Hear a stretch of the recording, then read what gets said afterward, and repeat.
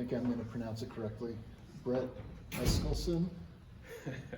What does it say about that guy on 2 third downs, you need 5, I think you get 6, you need 9, you get 11. I mean, just expound on that maybe. Yeah, I think it's, I keep saying this, I really feel like it's the story, right?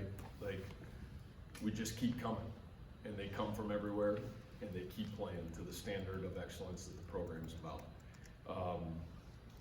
Guys got to keep stepping up, critical situations, and they keep doing it. Brett's been incredible for us, really all fall on special teams, and then boom, he gets an opportunity, he gets a moment, and he takes advantage of it.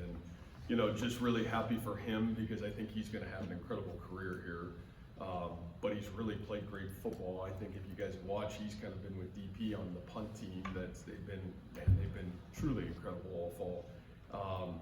Has played for us on kick return, has played for us in our punt block unit. So just really happy for him in the terms of a catch. In critical catches, he shows up. But again, that's the story, right? The story is every game, win or lose, somebody else is stepping in a critical moment and playing great football for us. And I'm really grateful for it, and I appreciate that. And it's a tribute, obviously, to, I think, the seniors in that room that keep guiding those young guys in some special moments.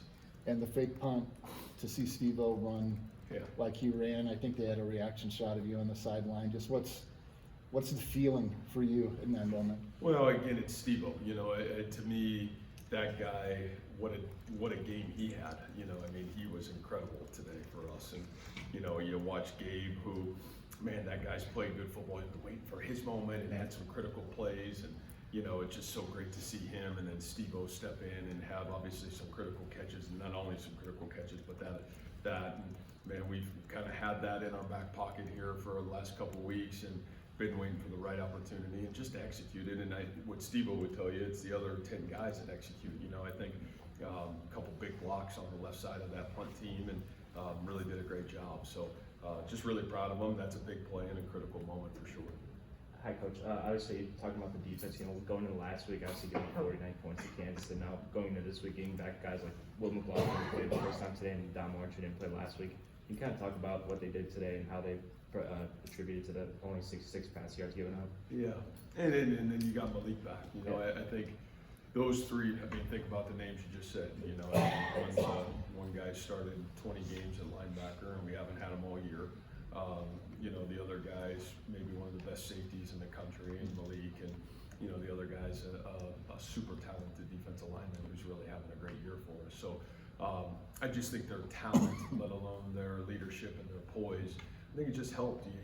We had a lot of young guys that had to play last week and played as hard as they could and grew. But it was great to get some veteranness back on our football team. Obviously, Will McLaughlin, that was huge for us. And man, to have a guy that, boy, as depleted as that room is and has been, to get a guy with that kind of veteranness back on our football team, just communication, just the ability to bring awareness and almost a sense of poise. And I thought Jack Sadowski maybe played his best game in his career tonight. So, again, another guy that we've been kind of counting on to keep coming, and he really did a great job tonight.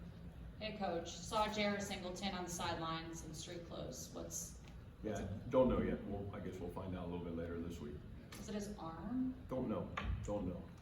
Matt, with Rocco at the end of the game, he gets the tip and kind of runs in and jumps on the almost fumble, big run on the sideline as well. Just what kind of mentality does that take for a player in those moments? Yeah, I think what you've seen, and again, I don't mean to say this brashly, but it's been every week, right? He's the same guy every week. He is tough. He is critical in the most critical moments for his team. He's got the ability to handle chaos as great as anybody that I've seen. The last guy here handled chaos really special too. And we've been blessed beyond belief to have two guys cut out of that mold. But man, this Rocco back, just the ability to handle chaotic situations, to bring it back and have the poise in the moment, it's been really special. So just really grateful. He's an elite competitor, which is what you absolutely love about him. And usually how the mentality and the courage and the leadership of that guy, it can really rally the entire locker room. And I think he brings that every single time he steps on the field for our football team. You mean Brock Purdy? Yeah, that guy's okay. Pretty special too. Yep. Matt, with Bramer and Moore out, just what do you have to say about the way that Burkle and Klotz stepped up and contributed at tight end? Well, we didn't have any more. You know, I almost had to put pads on and practice a little bit on Tuesday and Wednesday just so we could have a scout team tight end. But yeah, you know, for those two guys, and man, what we've asked of those two guys has been borderline. It's in a lot. I mean, they start on 3 special teams. They play almost every rep on offense right now, and you know, they're doing everything in their power for the betterment of the team. And again, what was really fun about tonight is we got back to playing team football. The team. Man, we got off the field on 3rd down. Our special teams was great. They served the offense, and then when the offense needed to be its best late in the 3rd and 4th quarter, because we didn't abandon the running game, we just kept pounding the football. Man, we were able to be our best, and it was really fun to watch that group and really watch our football team start to come back and play Iowa State football. It was great. Matt, you led me into my question there. The last couple Tuesdays, you've talked a lot about getting into an offensive rhythm. You kind of caught it there in the second half. What went into that? Yeah, you know, and you know, I feel like we've been in some really good rhythm at times. I thought what we did tonight was probably we were the best finishers we've been. You know, through the last couple weeks, I thought we did a great job early. We've kind of had done a great job driving the football, but we haven't been elite finishers. I thought we did a great job of that tonight. And listen, you know, I mean, let's give hats off to, obviously we know Coach Veit knows us really well, and you know, it was going to be a war, it was going to be a battle. He's got that defense playing great football, and they're good on defense. And you know, you had to stick in there. You have to battle against this type of team, and I think we knew it was going to be that kind of battle. And you know, their gift is they're never going to try to give up the big play. You know, and so you're going to have to earn it. You're going to have to battle down the field. So to watch our guys do that and stick in there and do those things really well was awesome to see, to be honest. You mentioned Sadowski. What can you tell us about his year and his stepping up tonight? When you know, this year, I would imagine has not gone how we would have imagined on this side of the microphone. Yeah, I would agree. You know, I mean, and I think Jack would tell you the same thing. You know, I mean, it's not been easy. I mean, a guy that started every game last year, and I just think, you know, a lot was thrown on his plate early in his football career. And, you know, I think Jack was kind of, you know, even from our end, at some point we were thinking, man, should we try to redshirt Jack? You know, I think we were kind of in that boat probably for, you know, a short period of time, and then, you know, all of a sudden the rash of injuries. And so just think his mental toughness. I give Coach Cratch, I mean, Colby's done an unbelievable job with that linebacker group. I mean, the challenges, both the mental wear and tear, the physical wear and tear, man, you don't have Brezina again this week. I mean, we are battling like I've never seen a group have to battle, and you're doing it at tight end and you're doing it at linebacker right now. And you know, I guess my great thing is, and I said this to our team, and I think the greatest gift that we have is in the storm, our kids never waver, and I really appreciate that. And I feel like Jack, that's kind of his mentality, because it's been a storm. It's been a hell of a storm, to be honest with you, in the last 6 months. But for that kid to come play his best football right here in the middle of November with our backs against the wall, I think it says a lot about him, and hopefully he can take this and give him a great shot of confidence, because we're going to need Jack to play great football the rest of the way out. You mentioned the guys you got back this week defensively, but just the turnaround from last week to this week and making them one-dimensional. What can you say about what they were able to do? Yeah, I mean, and you guys know, I've got so much faith in Coach Aycock and our defensive staff and our kids, and again, I think there's not an overreaction to what happened last week. Number one, like I said last week, they got 6-year offensive personnel that's played a ton of football. They got a guy that, man, knows everything about us and was with us halfway through the spring for whatever reason, and still calling the game for them last week. So, you know, they got all of our stuff. Like, in the reality of it, we got all these young pups trying to go play football, and you know, I don't think any of us kind of panicked. You know, we evaluated the film, because there was still some good stuff. And then we brought it back, and I think there was a great sense of urgency by our leadership on that side of the ball. Like, that's not who we want to be, and that's not the standard that we want to be about. But I really thought our kids responded well. I thought Coach Aycock did a great job as well. There's been questions, I think, for you, Miles, the last couple of weeks about finding a third pass catcher to kind of emerge behind Jaden and Jalen. You saw Gabe do that tonight. I know you talked about him a little bit earlier, but what's the value of having a third option for Rocco to hit like he did tonight?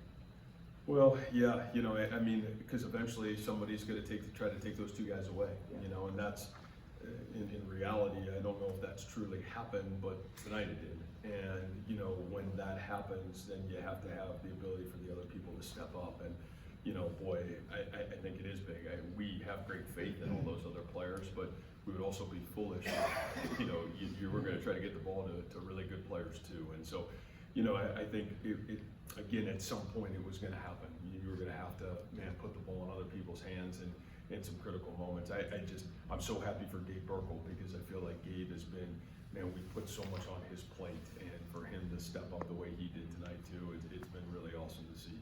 On the other side of that dynamic, what does it say about Rocco to not force the ball to the two guys that he typically throws it to, and to see that Gabe was open, to see that some of his other targets were open tonight and effectively hit them? Yeah, I do think that's what makes Rocco really special. You know, I don't feel like he's ever been a guy that's gonna, man, I don't even, you know, the couple interceptions, like he's never forcing the ball. You know, now it may be a hair off one way or another, but man, I don't ever feel like it's a situation where he's trying to do something that the scheme is not asking him to do. And I think it's what makes Rocco really special. I think it makes him one of the best quarterbacks in the country right now, to be honest with you. I think he's got great detail on where the football goes, and he's really starting to play at a really high rate. Coach, how you used Connor relatively tonight, what were your takeaways from him in that game, and will we see more stuff like that in the coming weeks? Yeah, you know, I think Mose is a guy we got a lot of excitement about, just because he brings a different dynamic. I think he can both run and throw it a little bit.